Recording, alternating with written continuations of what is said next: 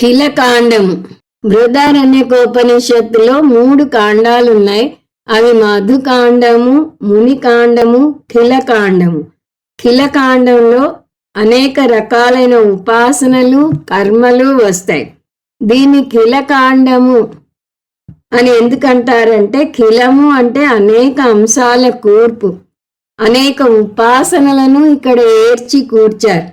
అవి కలగూర గంపలా ఉంటాయి.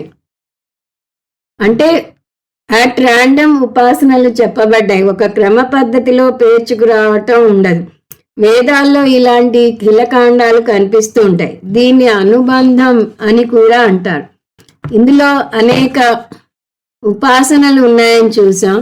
ఉదాహరణకి హిరణ్యగర్భ ఉపాసన చూస్తే, ఇక్కడ హిరణ్యగర్భ ఉపాసన 2 స్థానాల్లో చూస్తాం. స్థానద్వయే హిరణ్యగర్భ ఉపాసన అంటారు.